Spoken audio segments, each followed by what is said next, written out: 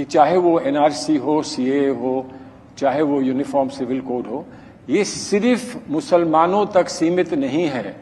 इस सब का प्रभाव, दूरगामी प्रभाव हमारे देश के सब लोगों पर पड़ेगा। ये बताइए, इस देश में एक राज्य तो है ना जहां यूनिफॉर्म सिविल कोड लंबे समय से है? कौन राज्य है? गोवा। हाईली क्रिश्चियन डोमिनेटेड राज्य है, तो माइनॉरिटी को तो प्रॉब्लम नहीं है। ये कहिए एक को प्रॉब्लम है। दूसरी बात कि साहब हमारे धार्मिक मामले में हस्तक्षेप हो जाएगा। अब मैं बताना चाहता हूं, धार्मिक मामले में तो हम ईमानदारी से हस्तक्षेप मान चुके हैं। अरे भाई, क्रिश्चियनिटी और इस्लाम में तलाक का प्रावधान तो है। आपको सिर्फ इस पे प्रॉब्लम है कि तलाक इस तरीके से या उस तरीके से।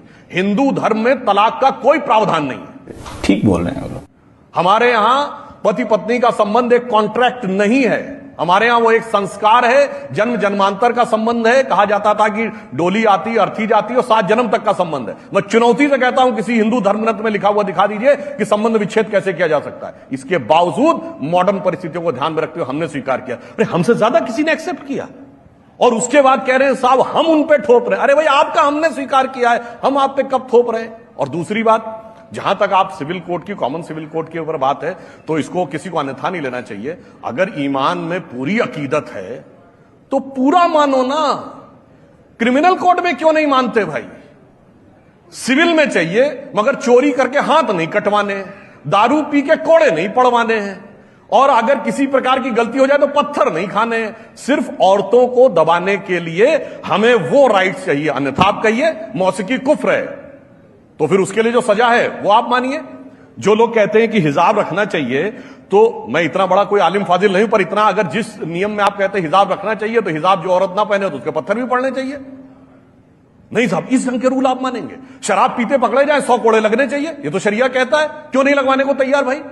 2 लोग चोरी करेंगे, एक हिंदू होगा एक मुसलमान होगा, हिंदू 6 महीने सजा काट के आ जाएगा, वो हाथ कटवा लेगा, वो नहीं चाहिए। तो मुझे ये समझ में नहीं आता, आधे ईमान पे अकीदत क्यों है जी? अगर रखो तो पूरे ईमान पे रखो। लग रहा है दिल गार्डन गार्डन हो रहा है, बहुत मजा आ रहा है यहाँ पे। क्या लबे सीरी सा लग रहा है, दिल गार्डन गार्डन। कि अयोध्या विवाद एक बहुत बड़ी बात थी, वो विवाद खत्म हुआ, आज देश में शांति है, राम मंदिर बन रहा है, सबको खुशी है। अब और जगहों पर विवाद ना बढ़ाया जाए, ये कहा जाता है। आपने बहुत सही बात कही। विवाद किस बात पे है भाई? विवाद किस बात पे है? मतलब ये तो वो स्थिति हो गई कि मैं तो खुद कहता हूं भाई, इस्लाम तो अमले रसूल है ना, अमले बादशाहत नहीं। तो कभी बाबर के नाम की मस्जिद के लिए लड़ाई, कभी औरंगजेब के लिए लड़ाई। अरे बादशाहों के कर्मों को अपने ऊपर क्यों ओढ़ना? यही तो मैं कहना चाहता हूं कि विवाद समाप्त कर दीजिए। एक बार ईमानदारी से कहिए कि जो भी पूर्व काल में अत्याचार हुए, जो नृशंस घोर अत्याचार हुए, उन सब से हम अपना संबंध विच्छेद करते हैं।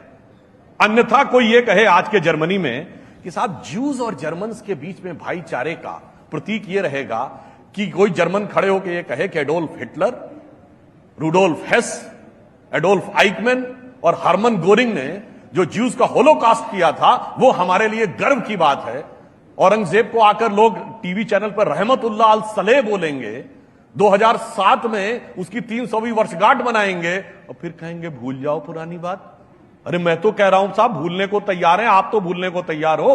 आप बाबर, तुगलक, औरंगजेब, इशरत जहां, याकूब मेनन, जाकिर नायक, बुरहान वानी से जोड़ने को तैयार हैं, क्यों नहीं अमीर खुसरो, अब्दुल रहीम खान खाना, इतने बड़े कृष्ण भक्त कवि सैयद इब्राहिम रसखान, जिन्होंने कहा मानुस हो तो वही रसखान बसो ब्रज गोकुल गांव के वारन। ये कहते गंगा जमनी तहजीब, ये शब्द कहां से आया? औरंगजेब का बड़ा भाई दारा शिको, उसने किताब लिखी मंजुमल बहरीन, मतलब 2 समुद्रों का मिलन। और इतना ही नहीं, उसने उपनिषदों का फारसी में अनुवाद कराया। उसका नाम रखा सिर्रे अकबर, वर्ड्स ऑफ गॉड। वहां से वो लैटिन में और वहां से जर्मन में आर्थर शोपेनहावर ने ट्रांसलेट कराया। और उस दारा शिको का सर काट के थाली में सजा के जेल में बंद अपने बाप को देने वाला वो गंगा जमनी तहजीब का प्रतीक है, और दारा शिको नहीं। अरे भाई, आप दारा शिको से जोड़िए।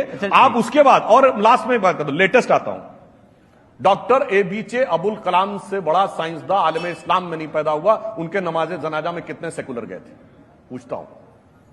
बुरहान वानी, याकूब मेनन, इनके लिए खूब बयान, और उनके जाएंगे आतंकवादियों के में, डॉक्टर कलाम के में नहीं गए। उस्ताद बिस्मिल्लाह खान ने 15 अगस्त 47 को सबसे पहले शहनाई बजाई थी। कितने लोग गए थे उनके नमाजे जनाजा में? 2015 में वीर अब्दुल हमीद की शहादत की 85वीं वर्षगांठ हुई, सिर्फ भाजपाइयों के अलावा कितने लोग गए?